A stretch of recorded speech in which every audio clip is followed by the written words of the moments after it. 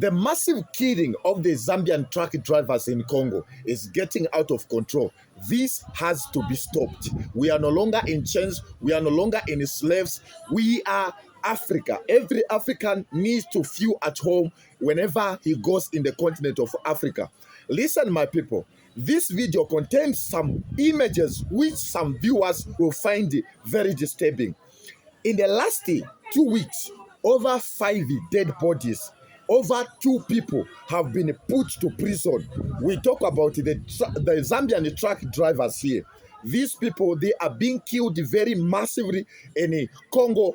These people are being tortured so massively in Congo. But the government of Zambia, together with the government of Congo, they are acting so blindly and deaf, like nothing is really happening. Meanwhile, many lives, many Zambian lives are being lost. These people, they have their own families. They are the true citizens of Zambia. They are the real citizens of Africa, and they deserve protection from these two governments. My people, I'm going to read for you this report so that you understand what is really going on between these two countries. Why it has reached this stage where many Zambians are losing their truck drivers. Listen to this. Some stakeholders in the informal sector of the economy have criticized the governments of Zambia and the Democratic Republic of Congo, DRC, for what they described as inaction over deteriorating security conditions facing Zambian truck drivers operating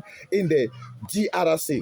Aston Sakara, who is a player in the formal sector, said the recent attacks that had resulted in the deaths of the Zambian truck drivers required the urgent intervention by the two governments and the international community.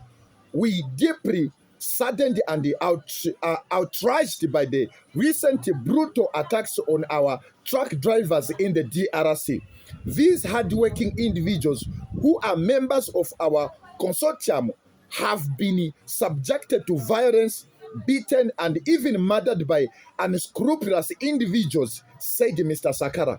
These heinous acts are gross violation of human rights and a serious concern for us as the consortium.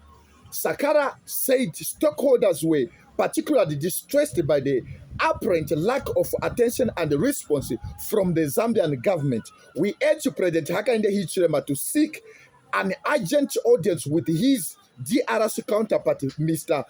Felix Tshisekedi, to address this critical issue and ensure the safety of our citizens in the DRC.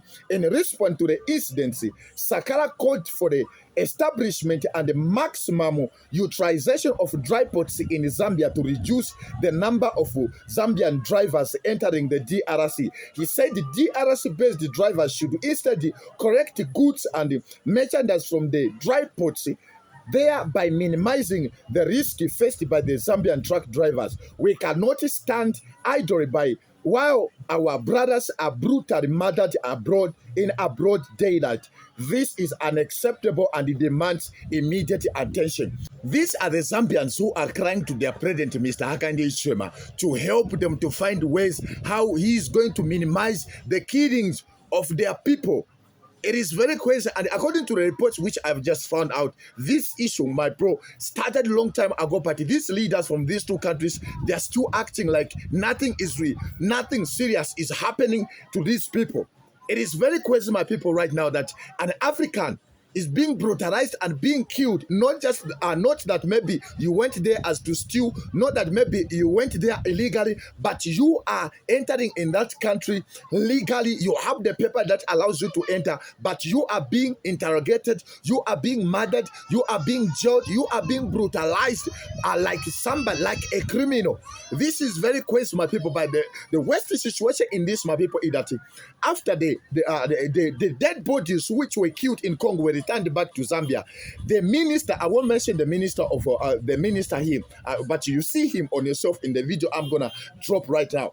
This minister, instead of him like promising the nation that is gonna find the solution to this. But he encouraged these drivers to start moving in a convoy. Like if they want to go to Congo, they must be going as the one time, all of them. Like if they are trucks, they should move as a 60 or 80 trucks, so that if anyone enters into any problem, these people, they are able to help each other. Listen, helping each other, not the government helping them, but they should start helping each other. My people, I don't want to say much. Listen to this clip.